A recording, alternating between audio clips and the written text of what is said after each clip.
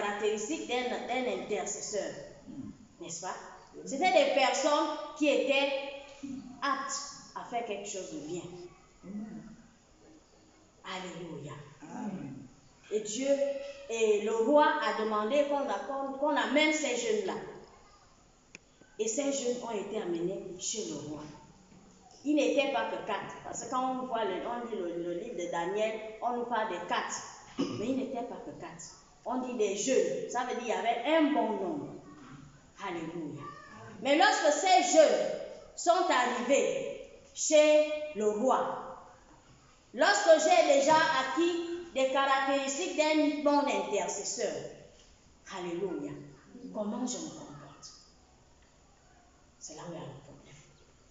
Je connais tout ça. Je dois me consacrer. Je dois être patient. Je dois être compatissant. Je dois. Tous ces jeunes-là étaient des enfants des familles nobles. C'était des enfants de la lignée royale. Mais quand ils arrivent chez le roi, quelle a été leur manière de faire? Lorsque nous sommes à l'intercession, lorsque nous sommes à l'église, quels sont nos comportements? Est-ce que nous appliquons ce que Dieu nous demande de faire? Alléluia. Le roi avait déjà dit ce qu'il veut. Il avait déjà fait sa sélection. Ce ne sont pas des enfants des bas quartiers. Ce ne sont pas des enfants des familles moyennes. C'est la lignée royale.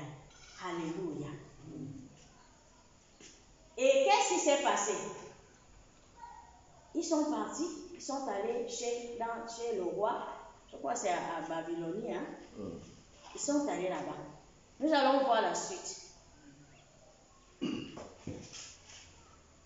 Daniel et ses amis, on a dit qu'ils ont amené les jeunes gens de la lignée royale, des familles nobles.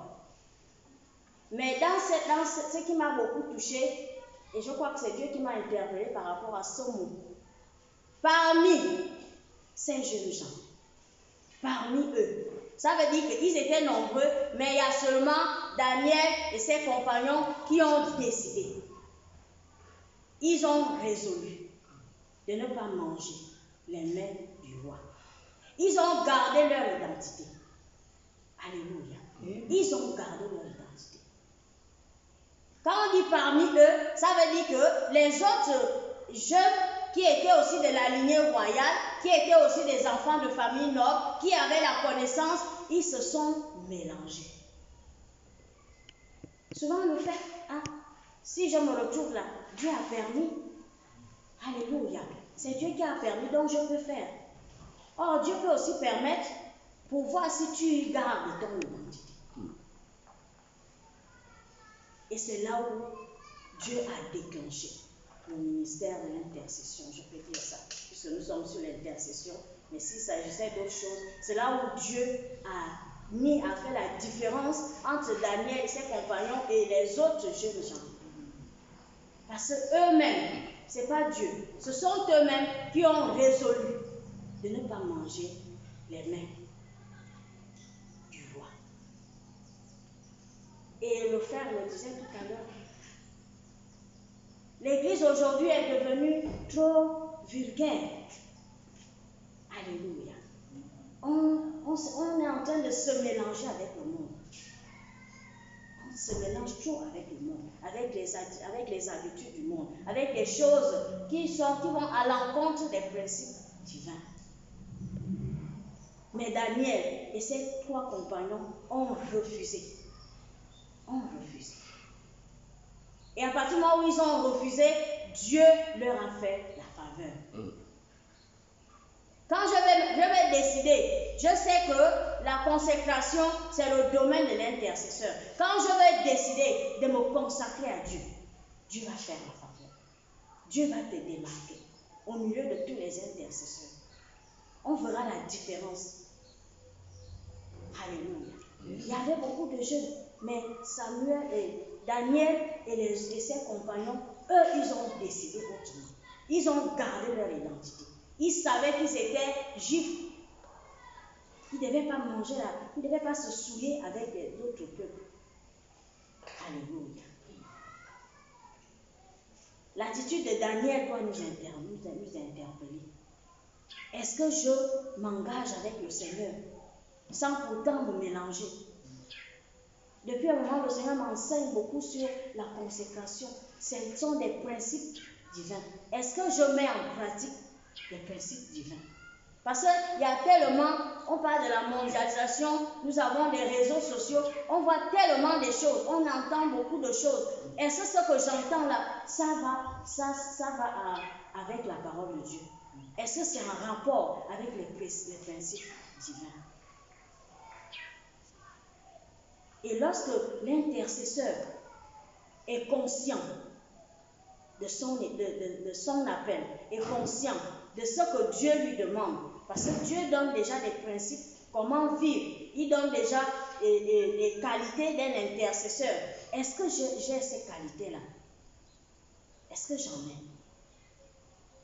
Nous avons des groupes d'intercession dans nos assemblées, plein. Mais parfois, il n'y a pas de changement. Pourquoi? Je faisais le témoignage la dernière fois quand on était venu en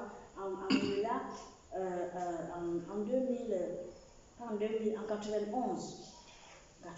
On était jeunes, très fougueux, très zélés. C'est comme ça qu'on était en train de prier. Une sœur reçoit que dans Mouila, il y a un cimetière. Je ne sais pas, j'ai envie de dire, parce que je ne sais pas là où nous sommes. Je voulais visiter cet endroit.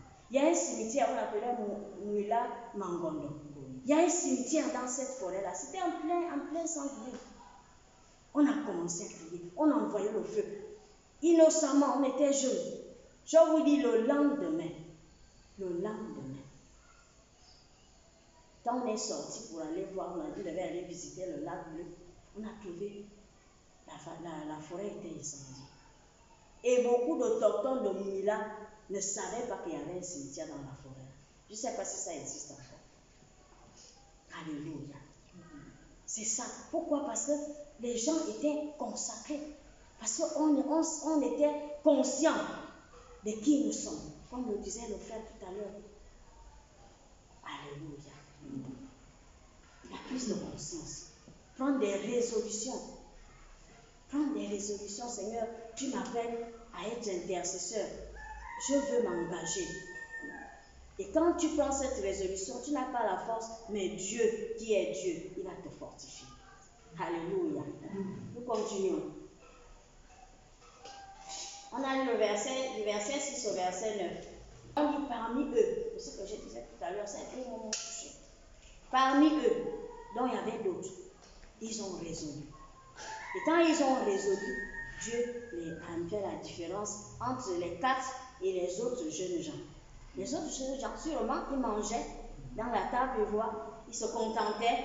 Nous sommes de la lignée royale, on nous amène aussi dans un autre royaume. Donc, on peut s'asseoir, on mange, on joue, on fait tout ce qu'il veut, tout ce qu'on veut, et puis la vie continue. Jusqu'à ce que peut-être on peut nous ramener à Jérusalem. Mais Daniel et ses frères ont dit non. Alléluia. Et quand nous voyons la suite de cette situation-là, ils ont été confrontés à des difficultés. On ne parle plus des autres. Ça veut dire que les autres étaient là. Ils étaient mélangés, ils sont confondus parmi le peuple des Babyloniens. Ils étaient dedans, on n'entendait plus parler d'eux. Et souvent l'église aujourd'hui, c'est ça. Tu es intercesseur. Dans tous les fourberies, on te trouve. Dans tous les Congosas, nous sommes dedans. Alléluia. Et la même bouche, parce que le Seigneur me disait la dernière fois que mon âme, c'est ma bouche. L'âme de l'intercesseur, c'est la bouche, ce sont les genoux. Et si mon âme, là, je prends, je vais couper l'herbe, je vais couper certaines choses, je coupe un moment, ça ne va, ce serait plus tranchant. La même bouche, je fais le Congo-ça, je murmure, je critique, je fais tout. Alléluia. Quand je vais encore aller me mettre à genoux là, je vais crier comme battant l'air. Ça n'aura pas d'impact. Alléluia. Nous continuons.